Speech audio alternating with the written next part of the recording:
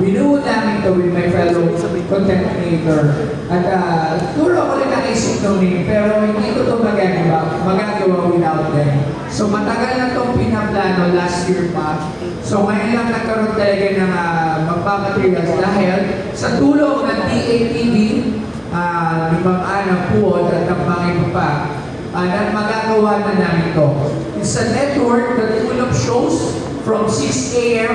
hanggang 10 p.m. Iba't ibang shows from content creators at mga influencers na kaibigan at kasama namin. At ito ay welcome sa lahat. Hindi lang nakikita nyo rito dahil sobrang daming airtime na. So, ang dami pang bakante.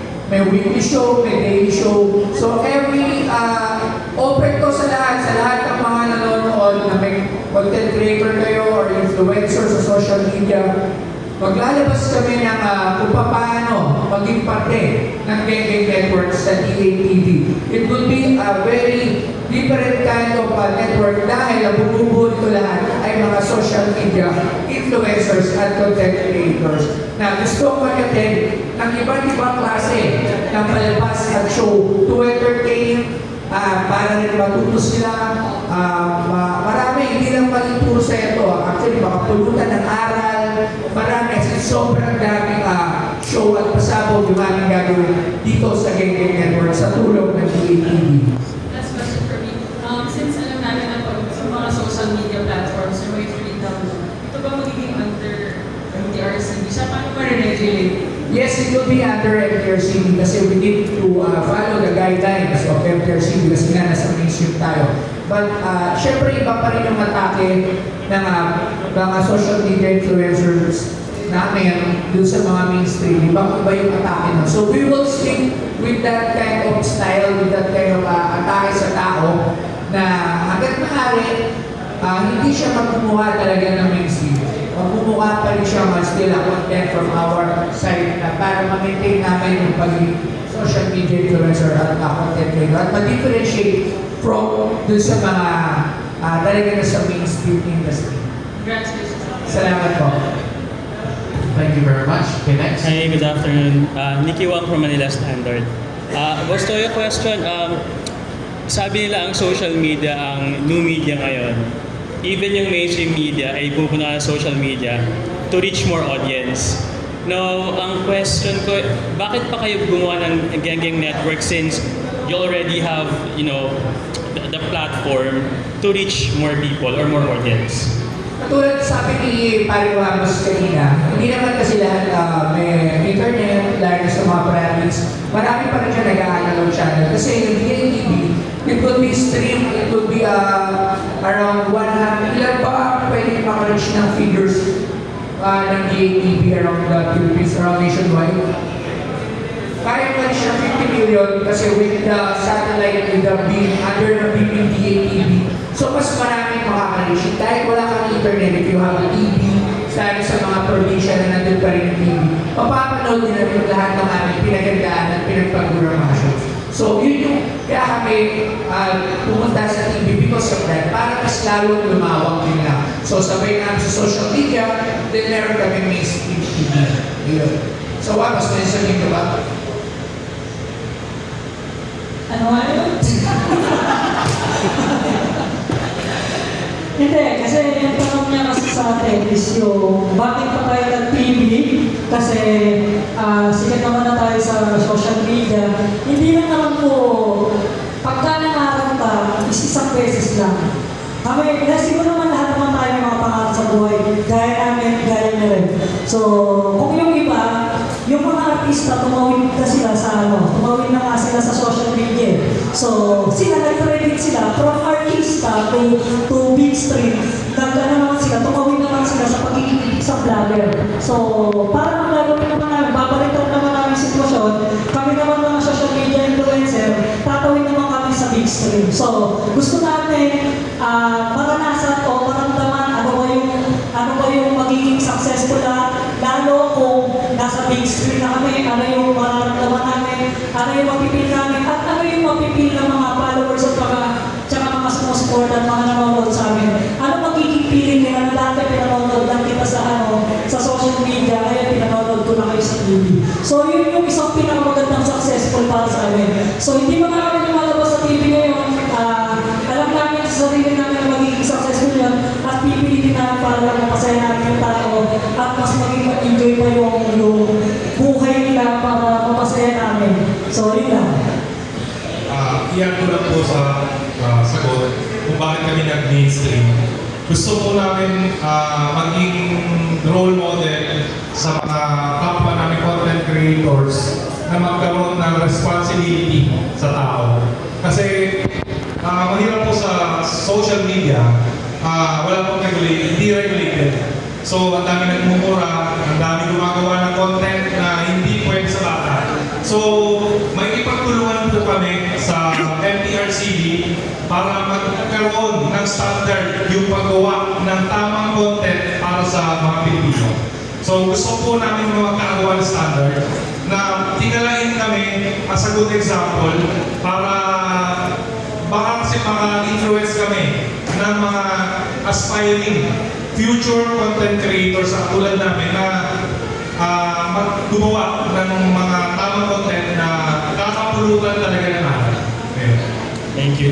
Last question na lang. Siguro kay Boss Toyo na lang. Meron na kayong captured audience with your following. Sa tingin nyo, ano yung major challenge nila ng pag-put up ng isang network sa television?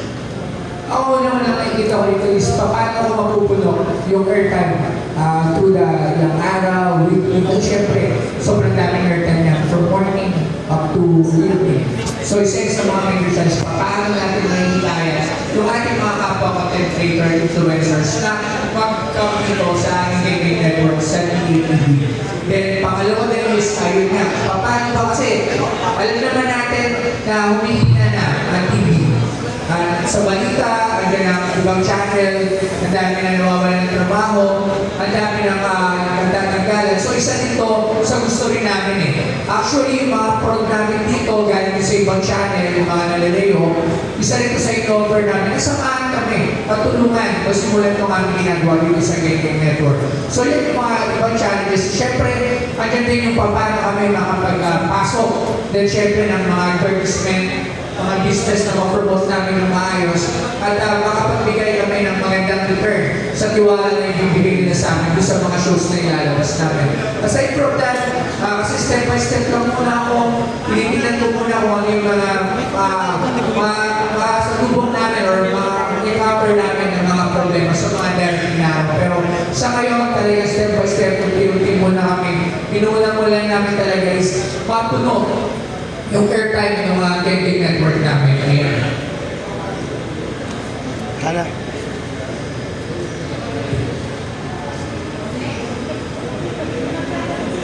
Alright, sige.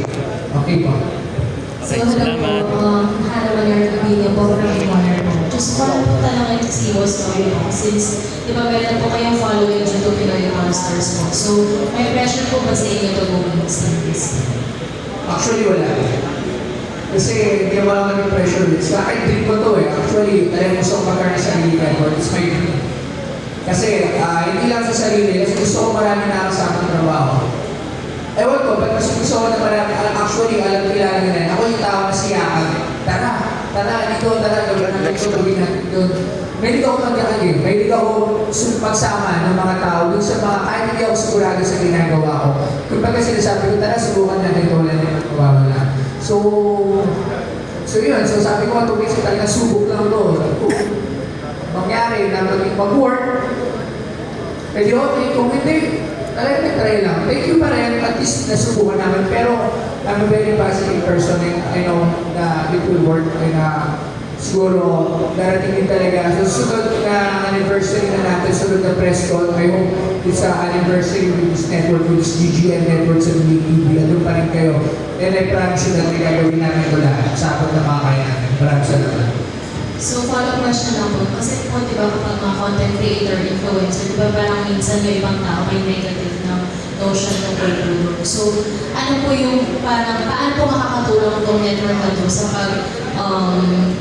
pag-beat ng ganong POV po regarding sa mga influencer? Maganda ng question mo. Kasi nga, mali ba yun sila? Content creator lang yan. Influencer lang yan. Vlogger lang yan. Alam ko to yan ha. Dahil kami nasasabihin nun, ako na, ito na ako, sasabihin pa ako yan. Pero bakit di na daw na tayo? Pero pinapanood pa rin nila kami. Alam mo yung mga ganun pa lang. Kaya lalo kami nagpupursige ako, lalo sa sarili ko. Lalo ko pinupursige sa sarili ko na hindi naman porket sinasabihin influencer lang yan, content creator lang yan, vlogger lang yan. Yung parang panghihinaan ka ng susubukan. Mas lalo pa kami, alam mo, mas lalo pa sa isilaban, mas lalo pa ako nag-eager na kailangan patunayan namin na hindi porket content creator sasabihin, nakukompare kami sa mga artista na parang nadadakrit kami. Pero actually, para sa, ang difference lang is, nasa mainstream sila, pero kami nasa social, parehas lang kami pinapanood ng tao, ng mga Pilipino dito sa bansa na actually hindi lang tayo dito napapanood. Hindi na mga ibang lahi at ibang bansa. Marami pa rin naman sa ating mga content creator. Hindi rin naman yung artista. Ikaw may art ka ba doon pareho? Pero wala naman, kumbaga parang same lang din kung ano yung sinabi mo, yun din yung feel ko. So, yun naman. We're here to prove na we're not just content creator and social media influencer in social media. We're here to prove something na kaya rin naman namin. Kaya rin naman namin magbigay ng saya, ng entertainment, ng aral, ng drama. Lahat ginagawa namin ng social media influencer, lahat. May drama, may katatawanan. Isa nga lang, may mga pangit. Hindi na yung mawawala, given na yun. It's part of life. And dito rin, wala kaming competition dito. Lahat niyayakap namin. Gusto namin dito lahat is na magkaisa. Walang competition. It's all loud, kapayapaan. Lagi sinasabi, gusto ko lang kapayapaan at pagpamahal. Dito walang iba. Maraming salamat. Sa kadagdagan ko lang kasi baka yung iba maisip ng ibang tao na nakikipag-kompetensya kami sa mga artista. Hindi po. So, actually, di ba? Kasi baka mamaya, yung mga nanonood, hindi, baka yung kasi yung mga nanonood, palibasa naging influencer na kayo, tutungtong na kayo sa mainstream. Kung baka parang nakikipag-kompetensya kayo sa artista, sa gagawin niya, gusto niya ng mga artista niyo. Di ba? So, kung nagkaroon namin, hindi po kami makikipag-kompetensya sa mga artista. Actually, sila nga yung inspirasyon din namin eh. Kung bakit kami nandito. Dati, lagi namin sila pinanonood. No? So, ngayon, dahil nung may mga sikat na artista na alam din namin, mga idol na mga naging kaibigan na. So, mas nai-inspired kami na pumasok sa ganong klase ng mundo. Yeah. So, may dalagang doon. Tsaka sa ayaw nyo at sa gusto nyo, influencers are the new celebrities. Yun na po talaga eh. So, tingin po, yun yung magiging difference ng DATV. Dahil dinadala po namin yung realidad ng buhay ng mga tao sa TV. Kasi ang mainstream, puro ano yan eh, puro false, nagbibigay ng false hope sa mga nahihirap nating kababayan. Di ba? Kami po, nakikita nyo kami everyday sa social media at alam namin na nakaka-relate sa amin yung mga followers namin. So yun po yung tingin namin na may giging strength ng DATV. Yung totoong buhay at totoong nangyayari sa buhay ng isang Pilipino, ordinaryong Pilipino, dadalhin namin sa mainstream. At syempre, hopefully, makapag-inspire at makapagbigay ng positive impact sa mainstream.